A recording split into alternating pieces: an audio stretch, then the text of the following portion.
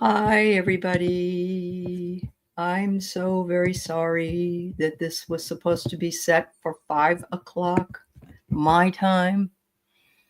Um, and Diana is coming at 5 o'clock. So I'm just going to sit here for a little while and, yeah, and apologize.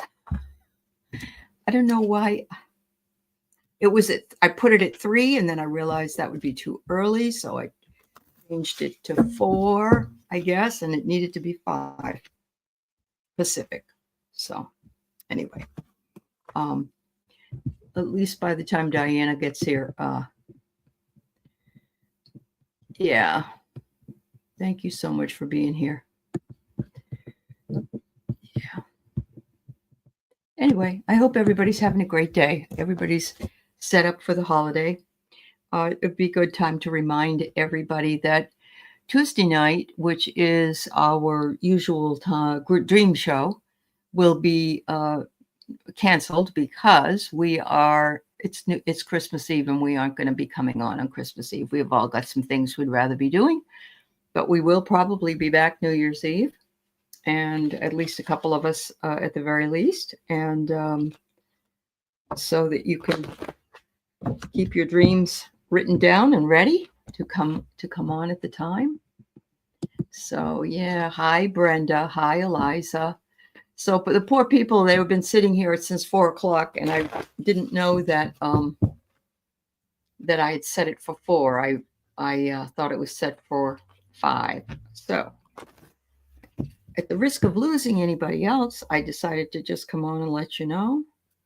And yes, so hi Maureen, hi Wayne, nice to see you. Diana's coming. I'm early, although I wasn't early according to the setup of the time. So I'm sorry that some of you came in earlier and I wasn't here. Anyway, I hope you got all your Christmas shopping done. I got my wrapping done. Hi Annie. And I got the kitchen cleaned. I got food ordered. I got I don't know. I got a lot of things. Yeah, I know. It does. It happens. Poop happens, right? So yes, so today we're when Diana gets here, we're going to talk about Yule, and I even found a fabulous book at Barnes and Noble called Yule, and actually there's a whole set of them. I didn't buy the whole set, but I might. For each and every one of these particular celebration times. And there are prayers and invocations in here. There's recipes. There's ways of doing things. And we were asked by a couple of people, both Diana and I, to make sure that we did trees. And we were supposed to do it earlier last week, but Diana was not feeling well, so we postponed it till now. And then I thought, well, we'll just start with the spirituality and the comfort of trees and what the meanings might be and so forth. Let me go ahead and resend her this link so that she's not wondering. She's probably thinking, oh my God, I'm late, but she isn't. All right, hold on.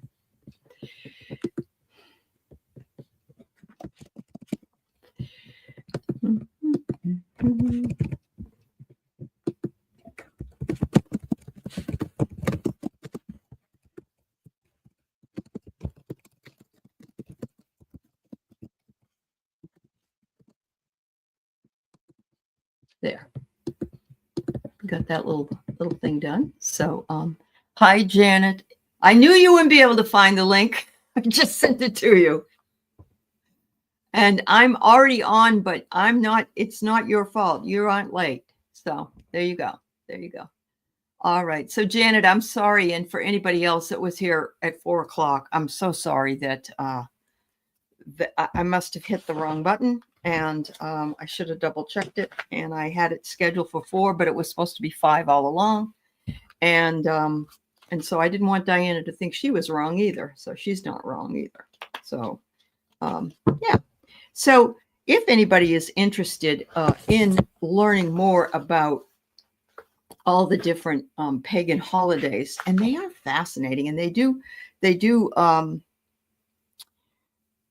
work with the regular holidays that we have, and they are, for instance, Easter is also a pagan holiday, and the fecundity of rabbits was brought in Easter as the Easter bunny, and of course egg and so forth. So hi, it's not your fault, it's mine. Well, I was like looking everywhere. That's okay. That's okay. The only things I could find was from April. Oh, well, that's a long time ago. Yeah. Listening to what you're saying, I guess we should be doing this every month. I think we should do this once a month. Okay. Because there's a Ogum, for every month. And there's an Ogum astrological sign that changes because of the shift of the calendar. That's very true, because there is a pagan tree like horoscope. Is that what you're saying? Well, yes, but it's shifted because of the Gregorian calendar.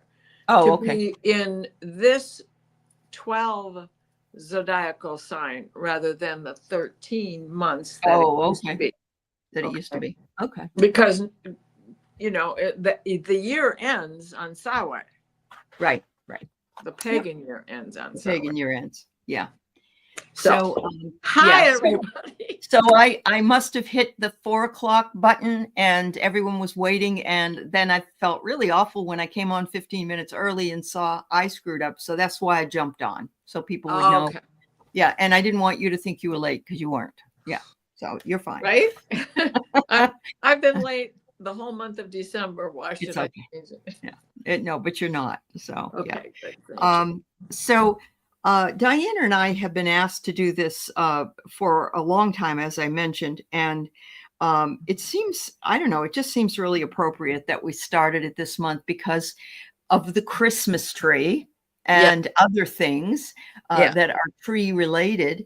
And I was showing them this fabulous book I got, Diana, at Barnes and Noble, and it's Yule, but it's the Llewellyn Sabbath Essential Series, and there's a whole bunch of them for each.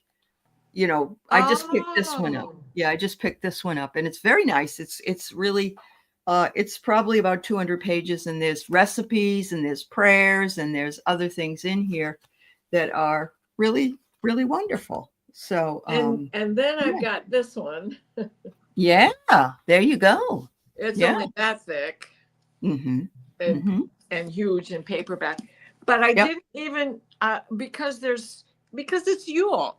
And because it's Christmas, and it's because it's the one opportunity of celebration that has continued on through all the ages, not losing either or.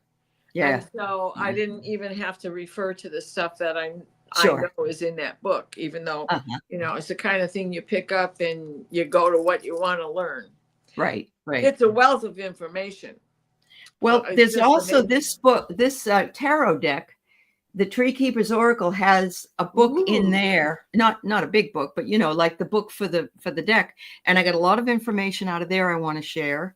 Well, and I have one of those in Oracle of the Trees as well. So that's, don't let me forget what the name of that book is, so I can get hold of that. Yeah. I've been using this since awesome. 2010. All right. So I have information on these cards from this book as well. Sure.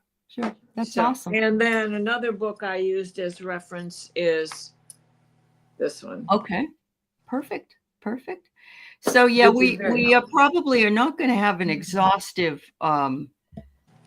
show today. I said to Diane, I wanted to start out by talking about the spiritual things of trees, and then I also had checked into that book on Yule for a few things to mention about that come with tree information. Yeah. So so I thought I would start us out with a invocation to the old woman of winter. And I love that. Perfect, because this is the Mother's Eve. Okay. How perfect is that? That is great. 20th is considered Mother's Eve. Okay. And then 21st is the solstice, right? Where she is in full labor. Yep. And then they have one for Father Yule, but I don't have to read all of them, but I like this one because most of us that are here are probably ladies anyway. So right on. Yep. It says here, ancient mother of midwinter, watcher over life and death, the one who rebirths the world, be with us on this longest night. See us through the dark hours and stand with us as dawn births the promise of new life. So mote it be. Mote it be. And I misspoke because tomorrow night is the 23rd. That is Mother's Night. So this is perfect. Perfect time. Okay. That's good. Time. Yeah, that's good. That's wonderful. So so so what I did was I'm going to offer some information on what I found, and then I'm going to let Diana, talk about some things as well. Rattle on and we're going to bring up. We'll bring up bones. Yeah, you're feeling it. Wayne says it was 6 degrees Fahrenheit this morning. Oh my goodness! I had 3. Oh, I'm sorry. I had 9, and then it got to 12. Oh, okay. Yeah, we went, and the sun was shining. The sun was shining. There you go. There's something.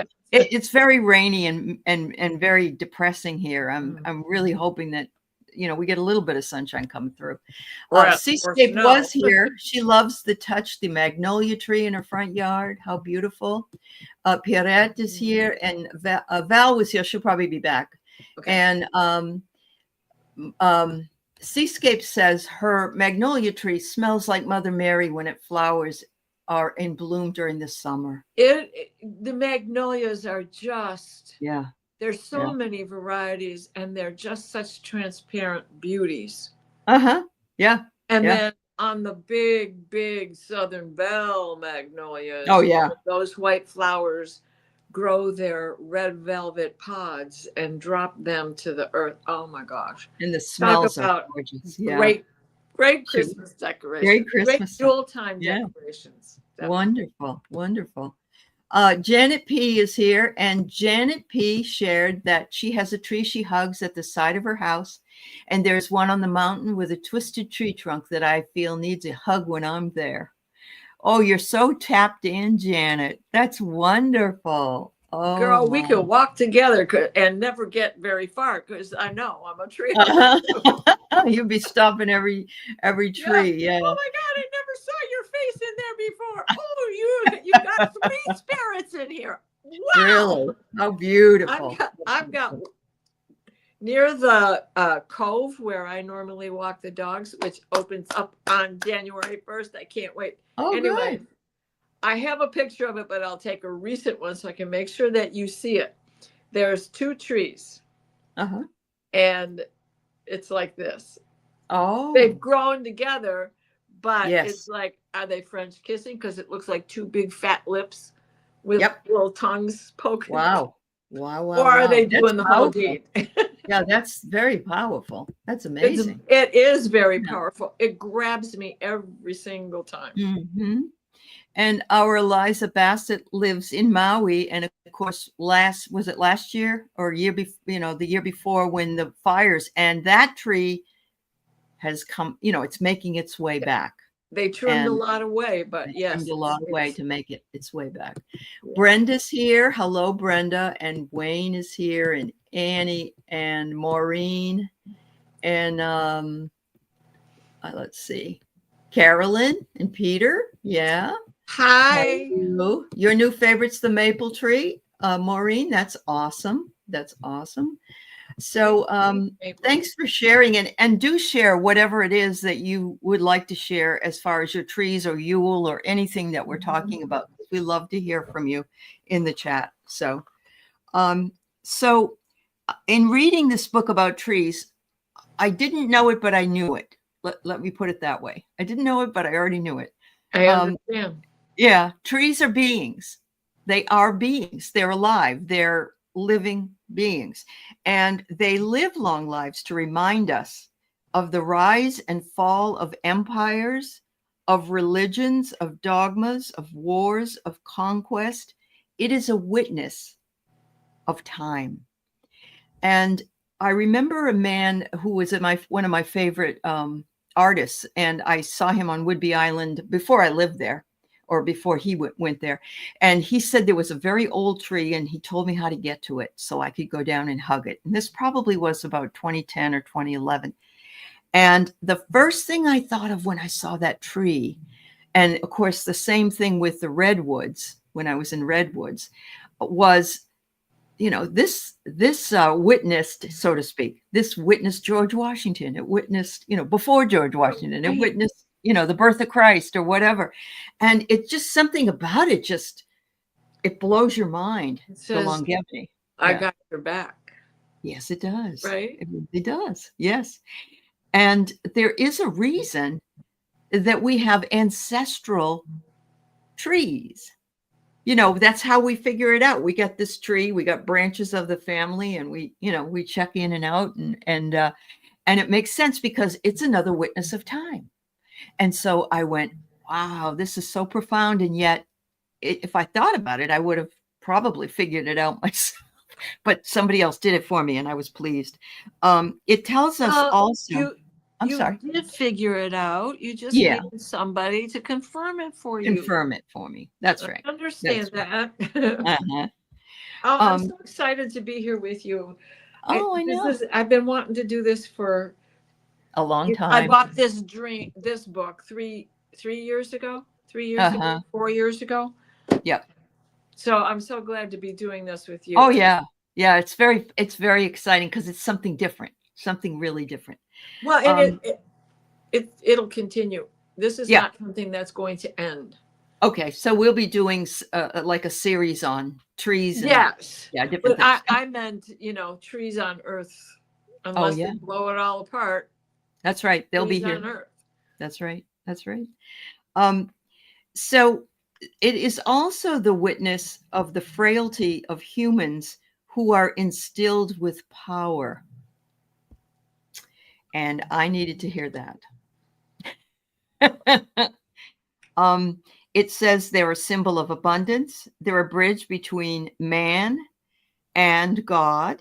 They're a symbol of the bond between past, present, and future. That's that genealogical trees. There's also a symbol of strength in adversity, firmness, vital energy, and rebirth, victory of light over dark, and they resemble and represent us. And so the fact that you told us that story of these two trees that are together show that they're just as affixed on relationships as we are. They merged into one, like a marriage of these two beautiful trees. Yeah. And they haven't quite consumed each other all the way yet. You know, they've got another 30, 40 years before that happens. Yeah. It's just, I can't even tell you if they're river birch. I don't think they're river birch, but I don't know what they are. Uh-huh. I'm always thrilled with their You know what you can do, Diana? You could take a picture of it, and AI will tell you what kind of tree it is.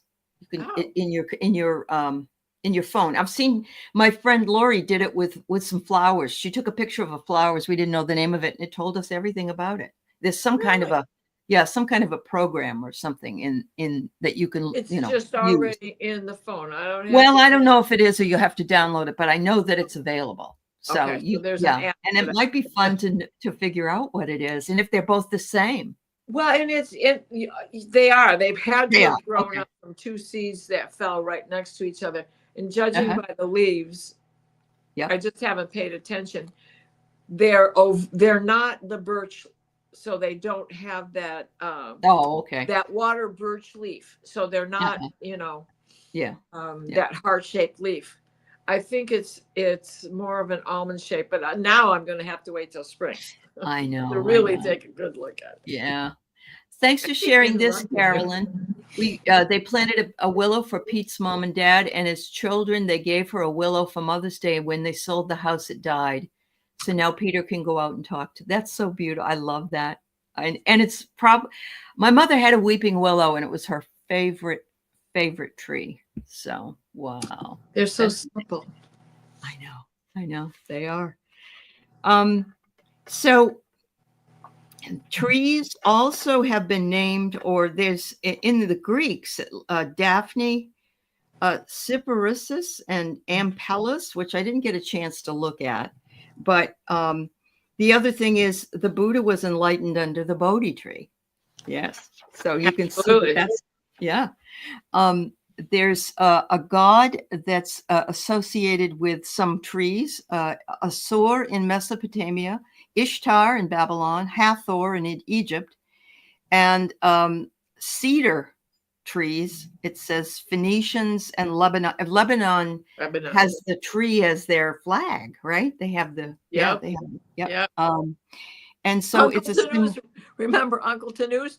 Who's going to be buried under the plum tree? That's funny. It says here that this symbol, the cedar symbol, is also a symbol of power and immortality. That's one of my very, very favorite smells is cedar. I love it. Yeah. Isn't there also like Cedars of Lebanon group of like kind of like people, I want to say like Kiwanis Club or something, but there's the Cedars of Lebanon. Yes, and in fact, I'm not sure that they're associated with it, but cedars, hummus, sake, and other dips that are made with that brand on there. Yeah, that's true. That's very true. Cedar walls were in the temple. In the biblical temple, Kings 6, 1 through 38 explains that. And also in the Jewish religion, the tree of life, the Kabbalah, is the symbol for. You know? It's everything. Yeah. And the Yag Yisrael, the tree of life, the Bodhi tree, the tree of life, the silver fir here in Michigan is the tree of life, where the Iroquois buried the arrows. For peace. So every culture has a tree, has something, is their tree of life. Yeah, it's amazing. And as I'm reading this, I'm going, wow, you don't think about the enormity really of this. I think we tend to take trees for granted. They fall down, we burn them, and unfortunately, we cut them down for furniture, and we cut them down for fuel. We cut them down for rags. And for a paper, we were doing it for years and years. Yeah. Right. Yeah. But at least they've learned that you don't cut a forest down before it's 40 years old. And when you do, you better have another one started. That's right. That's another one needs to be 20 years old before you cut down the 40-year-old one. Yeah. Just like the orange crops have to rotate. Yep. I remember going to the northwestern tip of Washington, and I'm going by all this land that had been completely ravaged, and the trees. It made me so sad to see all the dead trees just piled up and waiting for use in whatever the pulp industry was doing with them. But you're right. If they can they can repurpose and replant and redo it, it makes a lot. Well, and that's the one thing about good old newspaper in the old, especially old time newsprint, brown paper bags. Mother Earth can digest that. And it's a good use and turn it into mushrooms and more fungi, or turn it into fodder for trees. Sure. And so at least that is something that I don't worry about so much when it comes to recycling, even with the chemicals that they put on it these days. But I understand the devastation because I lived in the Upper Peninsula, which was my first exposure to the logging industry. Down in Detroit, that's not what you get. You get Zug Island and Body by Fisher, Chevrolet. Yeah. So there's a complete difference in the devastation where it's just total emptiness. Yeah. Yep. And there's something about it. It's some empaths I know have told me in the past, nobody that's here in YouTube right now, but have told me that they always say blessings to fruit, which come from trees. A lot of them do, but they can almost hear the sacrifice. And I'm thinking trees must have that same sure. thing when they go down. Yeah. Plants and animals have a lot in common. And since, ask Jiminy Cricket, we are the only human animal. Yeah. Yeah. We Absolutely. have a lot in common. Yep. Yep. In Greece, we have the beautiful olive tree. Athena represents the olive tree, and Apollo represents the oak tree. Morpheus represents the elm tree, and Dionysius represents the vine. So I love that. I absolutely love that. We also have the Romans, and everybody here knows Mark and knows he talks a lot about Pan, and they're also represented by he's represented as the man in the tree. Actually, you can see him in bas relief sometimes, some of those, and it's him, and he's in a tree. He's buried in a tree. Yeah, and little horns and all.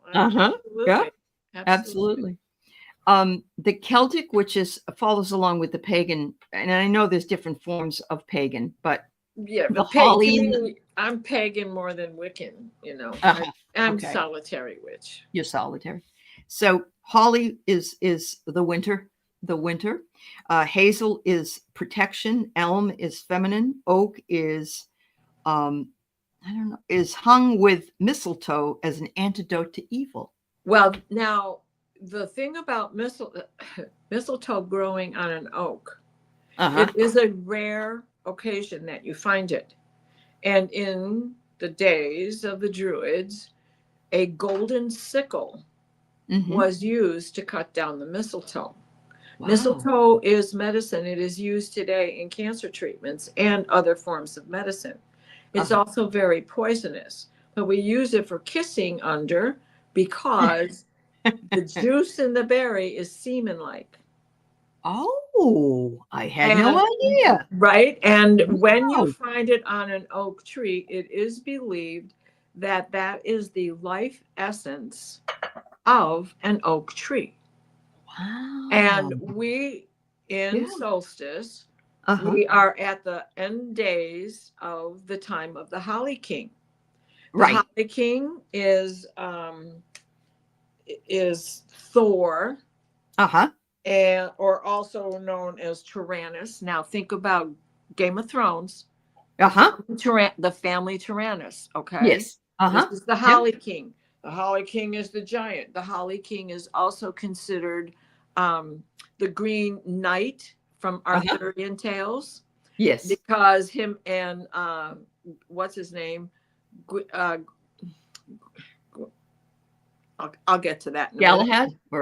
They have a fight at the round table, and the Holly King rises to the challenge and loses the battle. And that's how the Green Knight falls to the ground and enter the Oak King.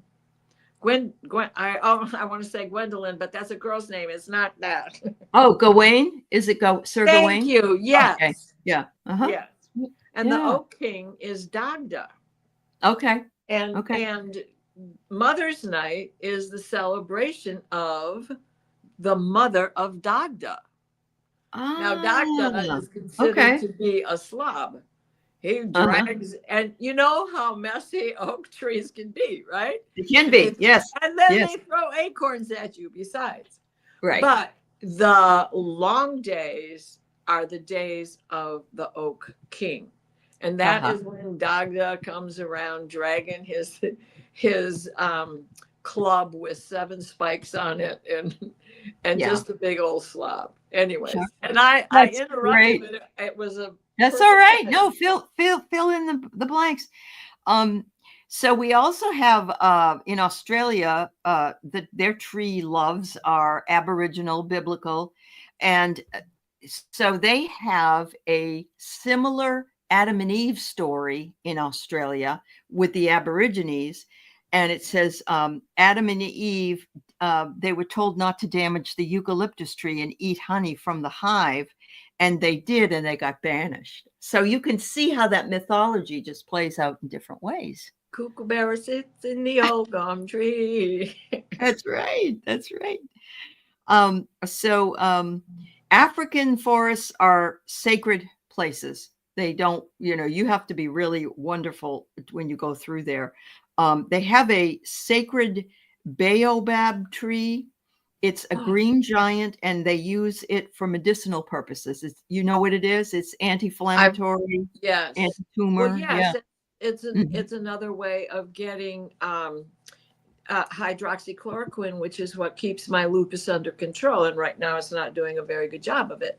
Right. But right. it's not its fault. We're in this solar flare maximum cycle 25, and that's going to hang around till 26.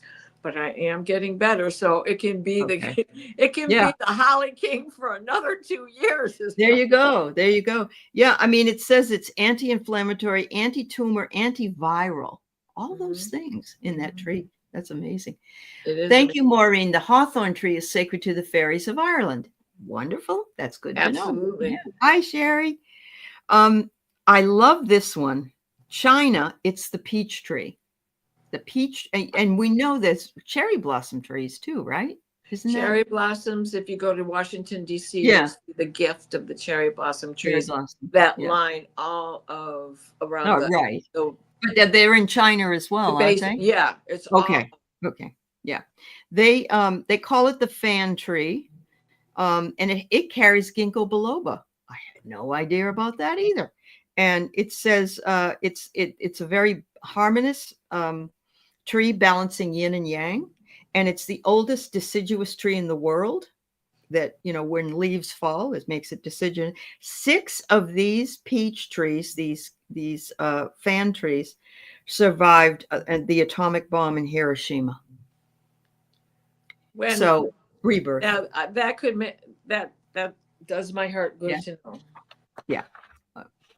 So that's what I've got on trees. I want to share a couple things that people have written in the chat, and then I'll let you go ahead and talk, and then we'll get to the Yule as well. So, yeah. I put that last also. Okay. So Angela, we all kind of know about Yule. Yeah. It's true. I mean, there's so many things that we carry over into our own world that we use. But Angela says, a few times I've taken a snippet from a tree or broke a small branch. I asked for permission and said sorry, then replanted those pieces. They're growing at your house now. That's so cool. I love that, Angela. That's another thing. They will sacrifice for propagation. Okay. Willingly. Think about your philodendrons and how easily it is to reroot them, because they get air roots, and those air roots turn into soil and water grabbers. Yeah. That's so beautiful. It's a reminder. I remember somebody even saying if they took something from Mother Earth, whether it be from a tree or even a rock on the ground, the Native Americans would say, leave something behind. And it doesn't have to be something really exciting. It can be spit. It can be tobacco. It can be urine. You're exchanging one for the other. And so the fact that you thanked the trees. Yes. Whether you put rocks around it or part of yourself, because think about what the cat brings in for you, because he wants to give you a present and he got it himself. I know. Thank you, but no thank you for that. It's adorable, honey. But you killed it. I know. So Tea Garden Chicken had an elm over 100 years old. She was amazing. City prune. She got Dutch elm disease. Oh, she got Dutch elm. That was a big devastation in Detroit when I was a kid because of the Dutch elm. Yeah. I think that was in the very early 60s. It really happened. And boom, they just had to cut them all down. It's like my losing all of my Austrian pines that were on here because of that lichen. What do they call it? It sounds like a diplodia is what the disease is called. Oh, okay. It's a combination of a virus and a fungus, and it just spreads like wildfire. And actually, it came up through New Orleans Harbor. So. Yeah. Wow. That's amazing. Well, I have to tell you that I have I believe, an elm tree in my yard when I first moved in. It is tremendous. The trunk of the tree is probably about as big as a king size bed. And no doubt. And it's huge. I mean, it's a real mess when the trees shed, but I love it. It's gnarly. It's got moss on it. It's like, just it has real personality. Yes. Yes. I got a tree in my neighbor's yard that is a hickory. Yeah. Oh man, those hickory nuts flying down. Hi, Mary Thornberry. It's good to see you. Anya said she left her beloved magnolia tree behind when she sold her former home, and they were planted when she bought the home. That must have been hard. And she later says it was like family to her. And I can understand that. I really can. I've rented a place where I would sit in my chair and look out at a tree that, had to stay behind, of course. And it just made me so happy. The birds would come to it and go to it. And when the seasons changed, it was like a picture, because I had a big window. It was like a picture that changed seasonally. And it just made me feel really good. Yeah. Yep. Yeah. I told the landscaper to plant everything to attract birds and butterflies. So lots of holly trees with red berries, butterfly bushes, ornamental cherry trees. I sobbed leaving. I understand that. I understand that it is very hard to leave something that you've tended to and loved for all that time. Amanda says, I heard someone who speaks to trees that one tree was happy to fall in the river because it always wanted to know what was around the bend. I love it. I love it. Me too. Oh my God, that's so wonderful. The Petticoat Junction, that's what's around the bend. Definitely. Definitely. Our white ash trees were decimated, and Mary lost all her ash trees due to ash borer. Okay. Yeah. Quaking elms. Oh my gosh. Mm-hmm. Yeah. And Sherry's always sitting under the trees at lunch. So I think all of us have some kind of a relationship with trees, whether we understand that or not, don't you? Of course, they house us. They keep us cool in the heat of the summer. They give us fuel. Just from their dropped limbs, they give me my bonfires, which didn't happen today. Right. Absolutely not. So I'm going to shut up for a few minutes and let you do some talking and what you'd like to talk about. Yeah. Well, I wanted to go back to the Holly King and the Oak King for a little minute. Yeah. Because it is about the white stag, and it is about loyalty. So the Holly King protects. He's got these spines. And did you know that those spines are lightning rods? Oh, no, I did not. The tines on his leaves. And there are two varieties. There are some very prickly ones and some ones that are smoother. And in the Druid Celtic world, pagan world, a husband and wife would go out and pluck their holly, and the first one back home, if it was a smooth and the mom or the mother wife got back to the house first, she got to rule the roost for a year. Oh boy, but if the man got back first, he got to rule the roost for a year. So that goes on every year. And so while the Holly King is spending all of his time coming in through the days that are shortening into the darker time, this is when the berries are popping at their finest. The birds are happy. They've got this food. And now we're going into the longer days. Those berries are going to freeze and drop. The birds can still eat them. But now we're going into the longer days where we get what we call popping trees.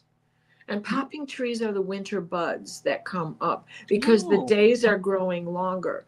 It isn't necessarily that they're any warmer, but even through dense cloud coverage, ultraviolet comes through.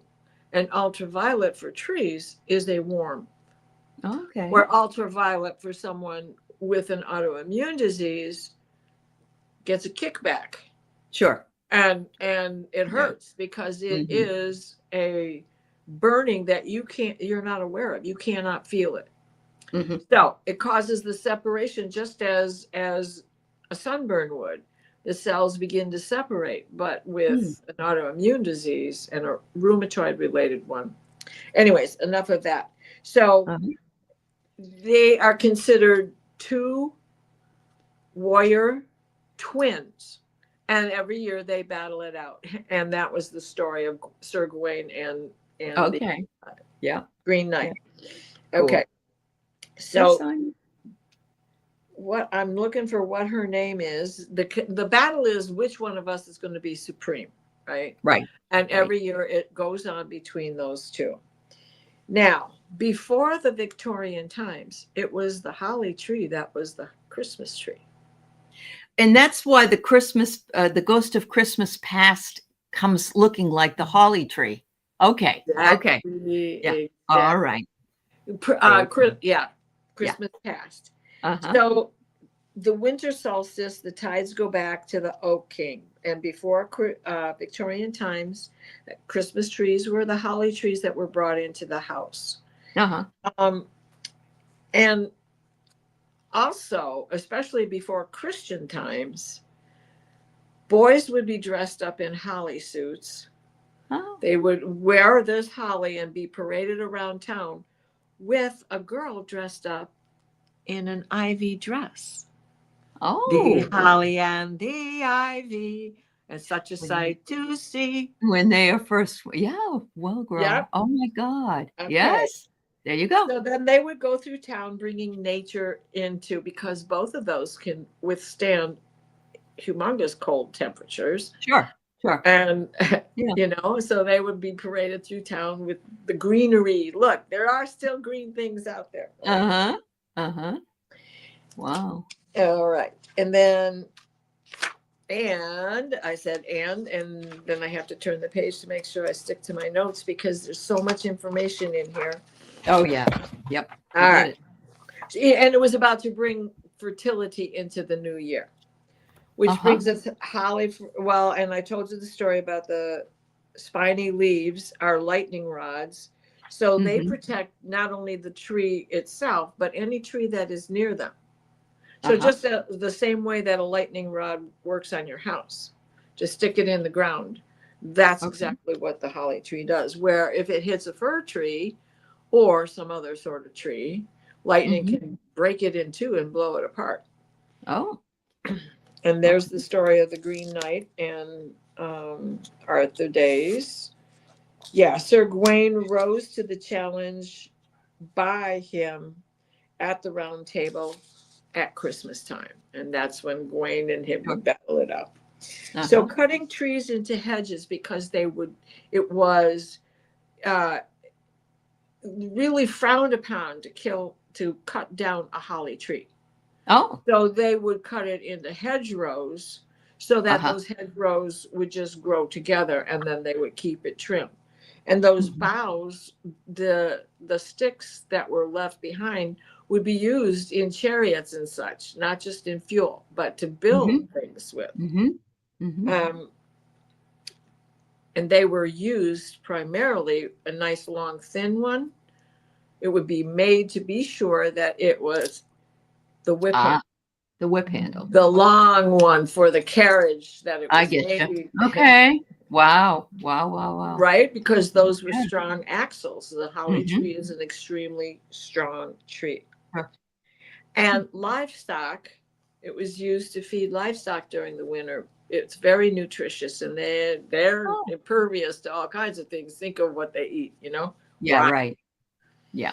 So now, astrologically, when we look at at this astrological, when the Holly King is going to return, it will be the summer solstice, which is June 21st, right? Right. However, because of the modern Gregorian calendar, the Holly King comes into being from July 8th till August 4th. So he rules part of Cancer and part of Leo. And so in this book, which we can get into at another time because we've got too much to talk about now, but it splits. This is what the Holly Gemini, which happens to be, I'm not Holly, but whatever it is, it ends on June 9th, which is my birthday, and then becomes Gemini according to regular Gemini, right? Oh, okay. The regular plant. So when we look at it astrologically, we have Holly from July to August 4th, ruled by Danu, with a Dananon, who were the druids that were slaughtered. Yeah. And those that survived went underground and became the Tuatha Dananon. Unicorn is its animal. Oh. And also considered Red Mother, who is the mother of Dagda. Okay. And it's very trustworthy, capable, generous, and compassionate.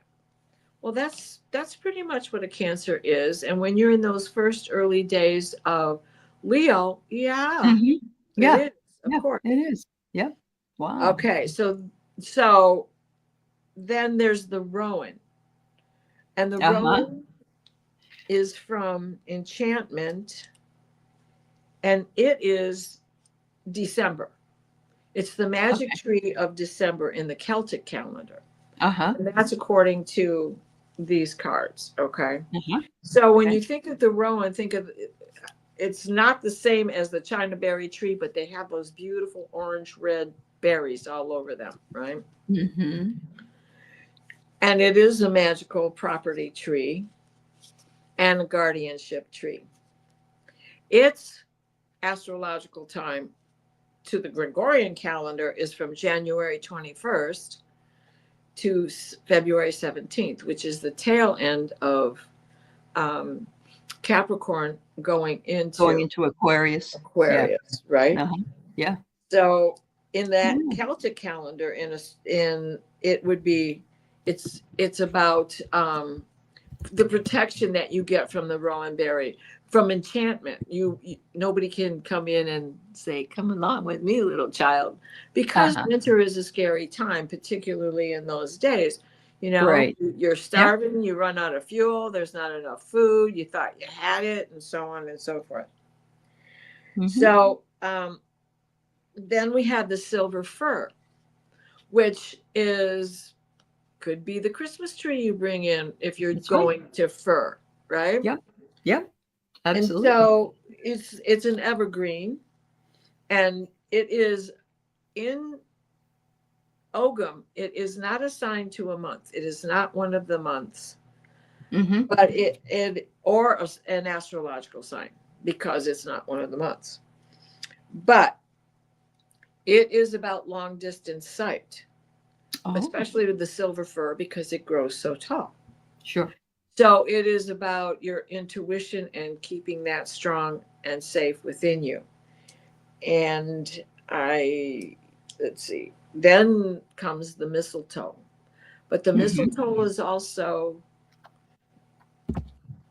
grouped together with heather. Heather does not grow during winter. And heather has that beautiful little purple flower. And, it's edible and it's medicine. But it is the spiritual connection of medicine, where mistletoe is the medicine itself.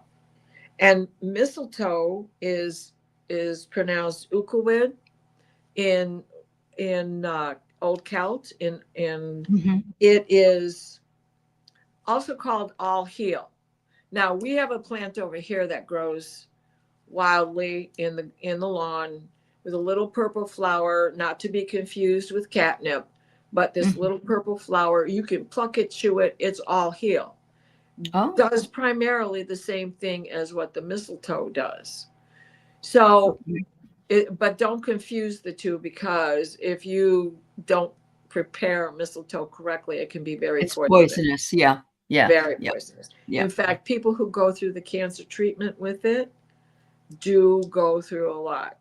I bet. Purging it, but it's definitely that's the purpose for it. Okay. Yeah. So, anyways, it's even used today. Wow. in treatments for cancer. Now, this was the story about how it's very rare to find mistletoe on an oak, because an oak itself is so strong and so combative and can fight off so much. And between 1969 and 79, they kept track of a dozen trees. In all of Britain, there were only 12 trees that had mistletoe growing on oak trees, right? Okay. So to this day, the whole thing is to gather this mistletoe with the golden sickle that carries the strength and essence of the oak tree that it has grown upon. And then that becomes the magic medicine, right? Not that the others wouldn't be used. Yeah. So much that we don't know. Right? And it is this time of the year, as this getting ready to start to die back, when the mistletoe gets its berries, its white berries. Okay. Yeah. And when you flip it over, there's a dot in the center. And then there's 4 half circles, semicircles around that in each direction: north, east, south, and west. And that represents the 5 directions: as within, so without. So without. Right. Absolutely. And I love that, because so often we're told that, well, actually, if you cut a tree, you can see the rings, the age of the tree from counting the rings. But there's so many things that are the exact same thing as we are and animals are, embedded inside, and with the directions and all. It's just, it's like Mother Nature set this all up for us to figure things out.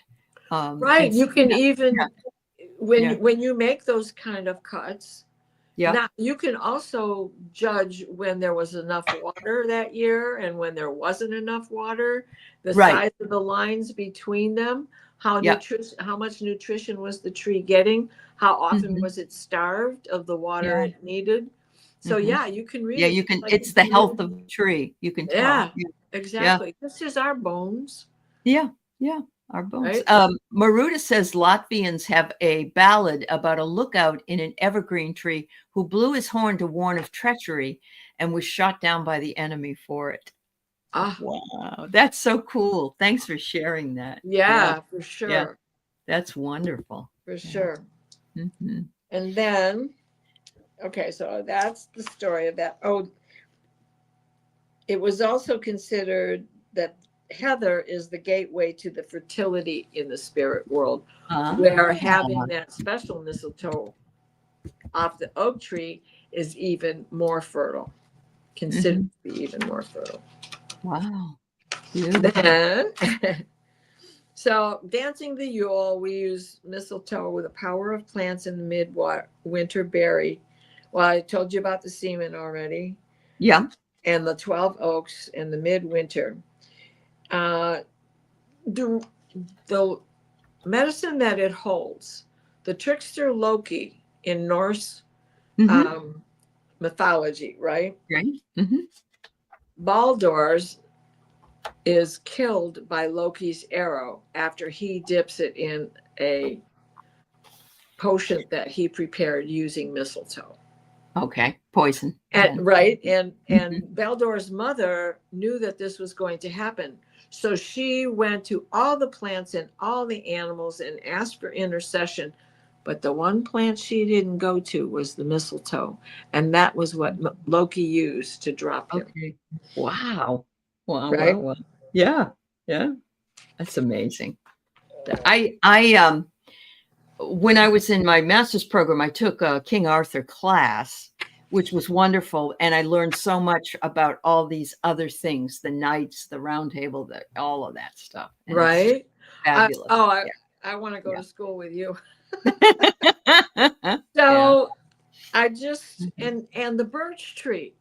So the birch tree is also known as Baith and is also the first tree of the year. Well, the birch tree really belongs in November by the Celtic calendar, but the birch tree is also considered right now as we are heading, because we are in Capricorn. So it is the birch tree that is the start of the year. Yeah. End of Capricorn. Okay.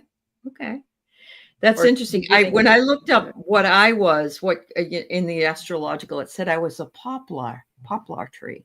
Quaking poplars. They're the white poplar leaf, and they last longer than oak trees. Oh, wow. They're just the leaf on the tree, an oak leaf can stay all through the winter, but the quaking poplars, man. And then there's the fancy tulip poplar. Have you ever seen the flower? I don't think so. No. It looks like a passion flower, but it is the color of Groucho. Oh. Right down to her yellow and orange and chartreuse. Wow. For lack of a better. How beautiful. How beautiful. And so that pretty much brings us to the overlapping trees between the modern day calendar and the pagan Celtic calendar, the Druid calendar, if you will. So from here, we can go into some of the Yule practices. Sure. Yeah. And the first one I put down is making a bird's Christmas tree. Okay, so I buy a lot of corn stalks that are always loaded with feed corn, which they help themselves to anyway. But I go out and break them off and put them spike up so that the shucks just fold open, and they have these little berry things that they can go and eat the corn. And you can do that with so many different things. So that's a practice for making one for the birds that's been going on since pagan. That's nice. Yeah. Wow. Oh, shucks, I forgot him. I got a Krampus doll, and Krampus is another one who still survives till this day. He does. He definitely does. Right? Yeah. And he's not only European, but the Greeks have a version of him as well. But he's definitely got pre-Christian origins. He's the symbol of the devil, and he became extremely corrupt. When children are bad, you threaten them with Krampus, and his feast day is December 5th. Right. But then on December 6th, it's St. Nicholas Day, and that's the night that you get coal on the 5th, and you get presents on the 6th. Or you got to leave.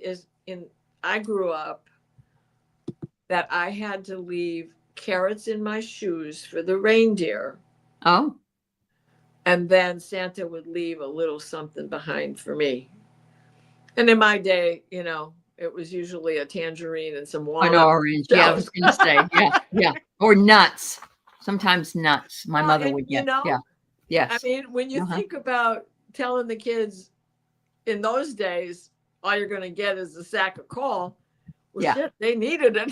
They did need it. That's true. It wasn't necessarily a bad thing. Right.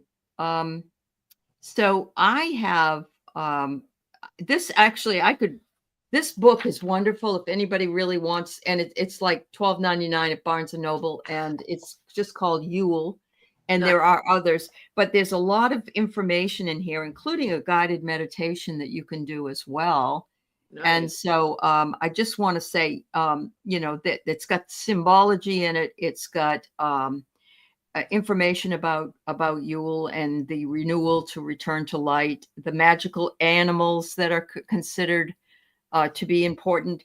What each kind of tree, what they symbolize, which is wonderful. And Maruda had written here that November is the first month in the Celtic calendar. Doesn't the birch go in November? She asks you. Yes, it should in the Yeah. Celtic calendar, but when we apply it to astrology, it has to go with the Gregorian calendar. So birch is applied to January for the sake of the astrological Gregorian calendar. Right. Okay. I mean, Christ grew up with the Julian calendar. So we're talking about even before the Julian calendar. Sure. Which at least was more in line. So I just want you to know, Leah's here. And of course, Leah was one of the ones that wanted this. Yes, I'm glad she's here. She wants to talk about, ask us a question about the Osage tree. What I know right now is what I know because I lived in Virginia and they grow like crazy. And they are, they're fabulous supple wood that was used to make the bow for bows and arrows. For bows and arrows? Oh, beautiful. Yeah. That's beautiful. And in the Smithsonian, they must be a soft wood. Are they? They're very soft. It's supple. It's strong, but supple. Right. So that where you leave it thick and hang on to it, but this part comes with your pull. Yeah. As you can't see me, right? As you let go. Yeah. So the thing is, in the Smithsonian, now I can't remember who made it and gave it to Thomas Jefferson. Wow. Yeah. Yeah. It's a beautiful bow. If you ever get down there. And it's not in the Native American Museum. It's in the American History Museum. In the History Museum. Leah says farmers use them as thorny hedgerows. And we were just talking about that with the holly and how they made them into hedgerows. Yeah. Right. And if you were talking about the Osage orange tree, that's the one that I'm referring to.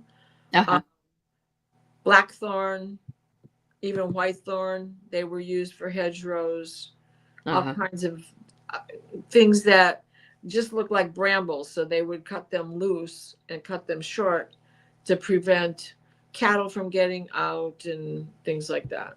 Well, this is great too, Mary. Thank you. The spiritual meaning of Osage orange trees is balance, harmony, and protection, and to offer spiritual protection and promote inner peace, as all are. And I think that's the best part of what I learned in, the idea that these trees transcend time. Well, have you ever seen the Osage orange that drops from the tree? It's about the size of a grapefruit. So. Okay. And it is a green, another pale green like Groucho. Okay. But not quite so yellow. It is when it's young. Anyway, you cut them open. It's all hairy inside. Oh, nothing. Really? Nothing eats it. Okay. Nothing eats it. But and I was devastated because we had a stand of them on the property where my school was, and the park authority decided that they wanted to, I don't know what, and they cut them all down. Oh, because there was a Civil War wall right there from the plantation that this property was. Okay. Yeah.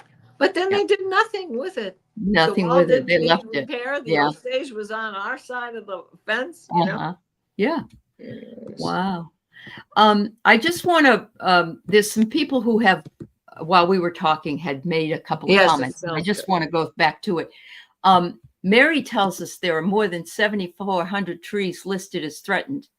According to the Global Trees Campaign, over 1,100 are critically endangered. Oh, no. And, there are people that actually will go sit in trees in Oregon and other places so they won't get cut down because they are the activists for the trees. Well, there's a story of a holly tree that in 1861, the Duke of Argyll moved the road because he did not want that tree being cut down. Yeah, I believe it. And so he designed it so that everybody had to go around that tree. Go around it.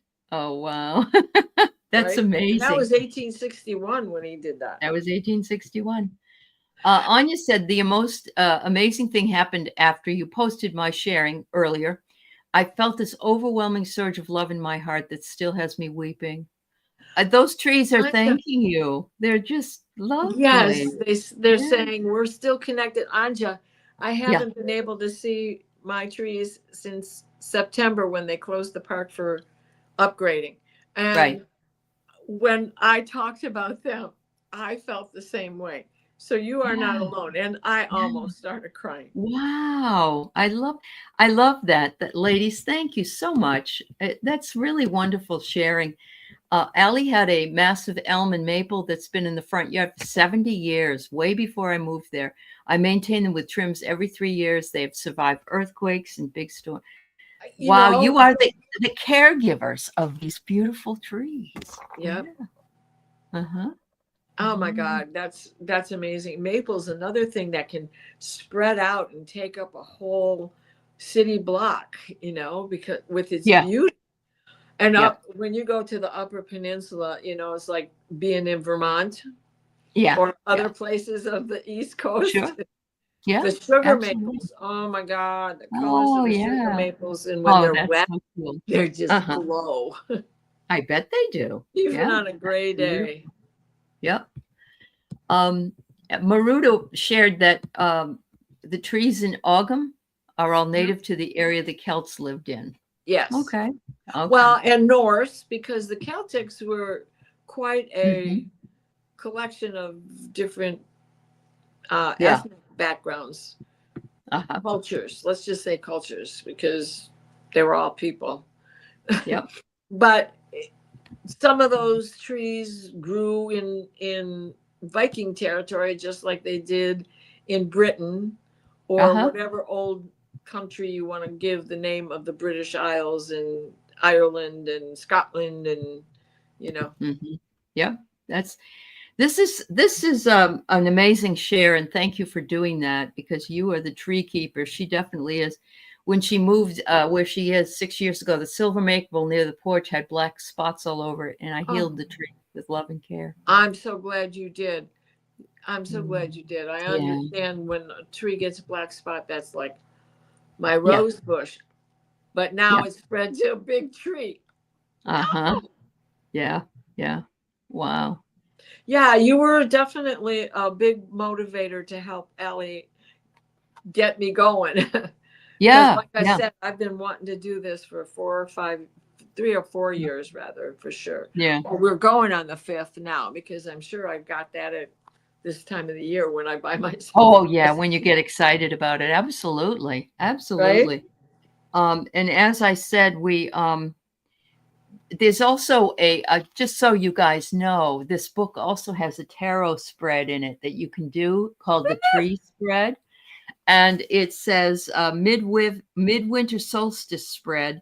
So some of the cards' meanings would be: imagine yourself deep within your winter cave, and then you pull a card. Or a card of contemplation, a card of celebration and action, a card in the area of light, realization, and success is the last one.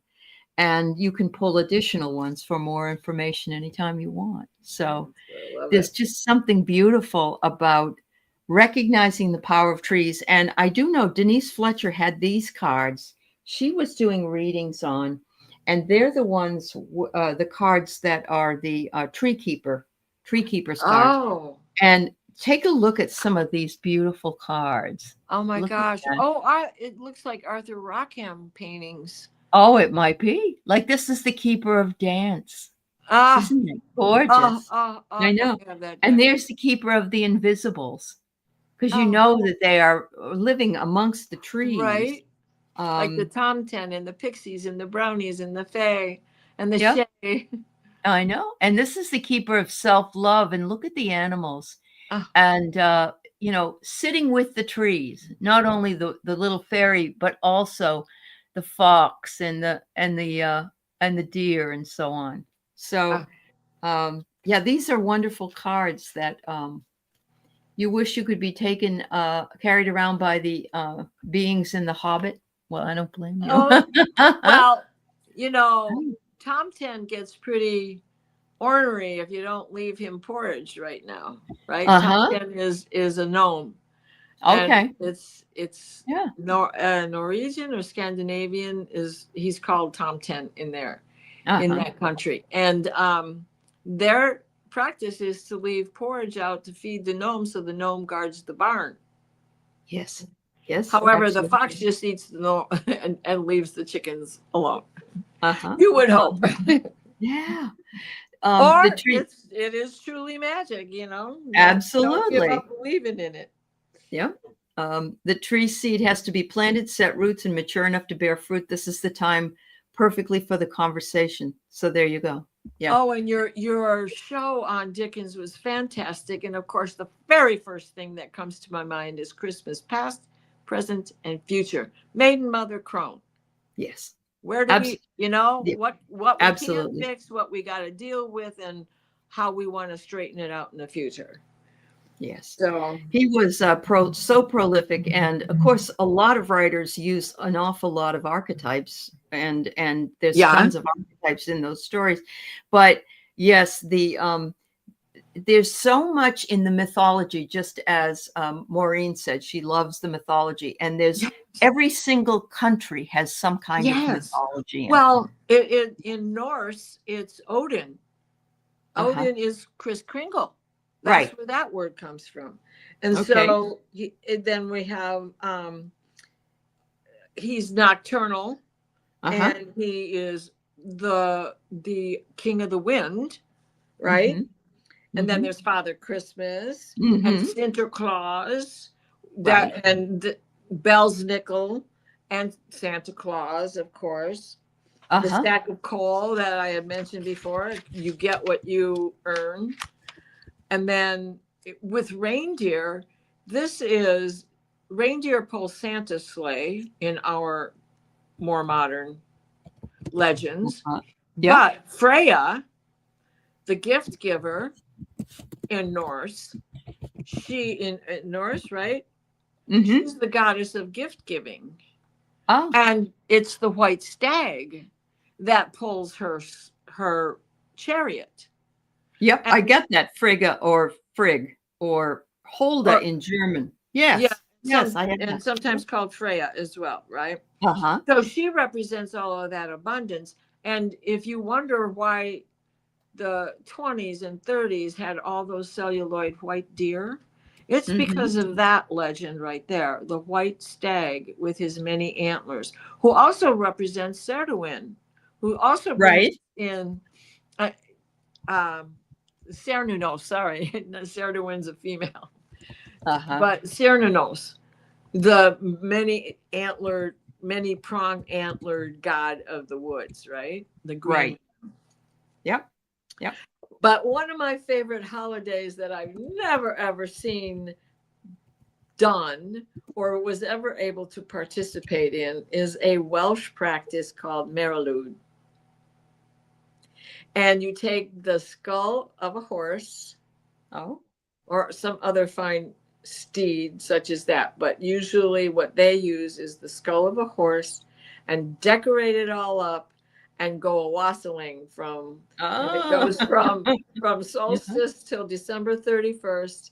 And you go from house to house to pub, and you get sloshed. Of course you do, because that's what you did. Right? And then there's the Yule log, which in Norse practice, the whole damn tree would come in with a thick end going in first so that it would last.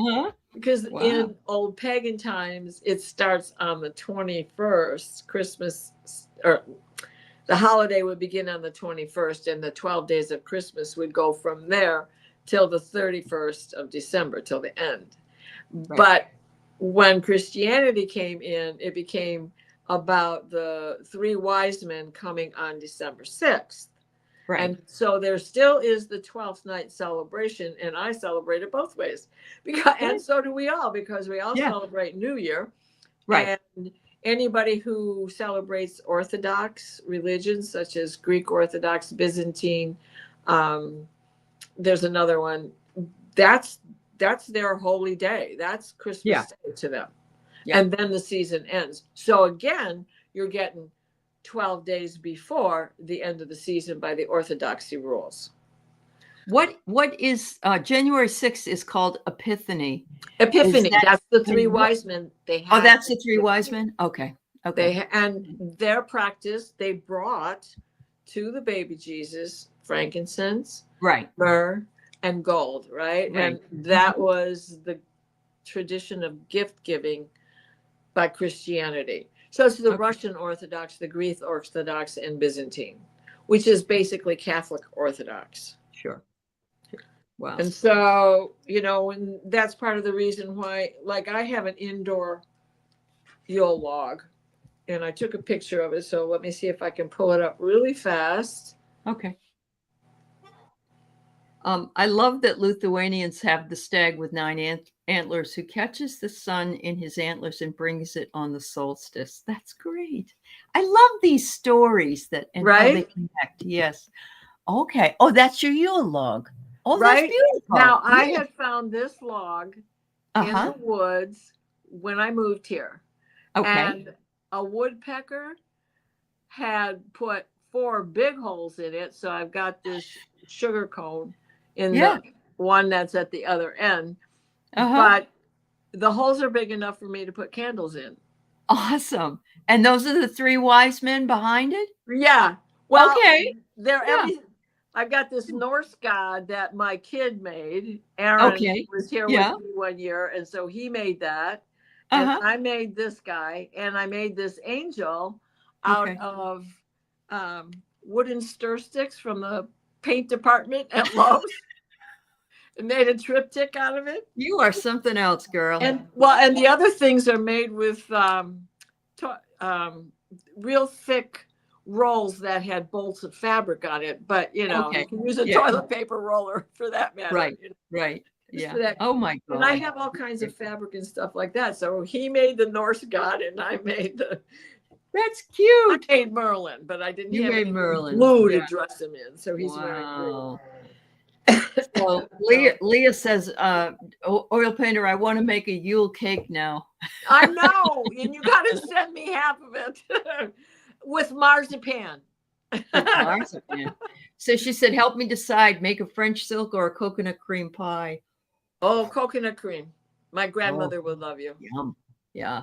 Yum. Wow. Yeah, she's drooling. She said, I'm drooling. I know. I did put the name of the book in the chat, and I was just over Barnes and Noble because I'm a bookstore hound when I get a chance, and so they do also have Samhain and every other one of these. I just happened to pick this one up because it was Yule time, and it's $12.99, which isn't too bad. And if you have a Barnes and Noble thing, you get another 10% of that off. But we're going to continue doing these shows.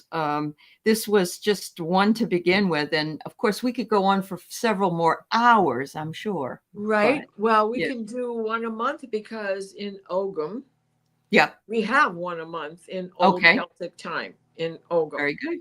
And of course I'll throw in whatever, this is the one that is for the astrology of today's calendar, but we can talk about each tree specifically that way. Yes. And we could carry this on forever, honey, because we could go traveling around the world where trees grow that can't survive on this side of the continent. Even from Canada to here, some trees, like the sequoia, their bark and their roots are designed to have no liquid in order to be able to survive fires. Yeah. And some of them are 1,000 or 2,000 years old. Yeah, exactly. It's amazing. Exactly. And you stand beside them and you are just completely like an ant, you know. Right? It's amazing. Can you imagine? Well, you've been there. You can imagine. Yeah. I can imagine because I've seen pictures. Pictures, yeah. The pictures are fabulous. For sure. So thank you, everybody. We are at about an hour and 20 minutes, so we're gonna take off. But thank you for your for being here, for sharing your own experiences with trees, and yes. Diana, thank you for all your wisdom and yeah. Oh, I want everybody to see my Labradorite heart. You got your Labradorite heart on for Christmas. I love it. I love it. Yeah. Oh, and my new Athene. Yes. I love it. I love it. Ooh, the magic has begun. Sister. That's right. That's right. Miss Sherry has one too. And awesome. Yeah, there you go. Thank you, everybody. And a happy holiday. I'll be on a couple more shows before, but we aren't going to be doing dreams this week because it's Christmas Eve. So we're not doing that, but we'll be back probably New Year's Eve, I would imagine. We might do something, some of us. So everybody, Merry Solstice. Thank you so much. Merry Christmas. Happy holidays. Happy Hanukkah. Anything. It's on December 26th. That's right. That's right. Bethlehem, Bethlehem, Vesova novina. Japana chesta poroziwa sina. Christus verborgian este grogian elicraeum crula vitaeum pastelestintaium bidletaclum claium surat ogwashaium. Wow, that's beautiful. My favorite Polish Christmas carol. Oh, it's beautiful. Thank you for sharing it with us. Yeah. Sorry, Nana's crying. Clara's That's all crying. right. Tears of joy. All my great aunts are up there crying, and my mother too. Oh, it's beautiful. But we sang it together. Yeah. Thanks, everybody. Thank you for your love. Thank you for your care. All. Yeah. We'll see you again real soon. Thank you. Thank you, Diana. You bet. I love you. Love you too. Bye-bye.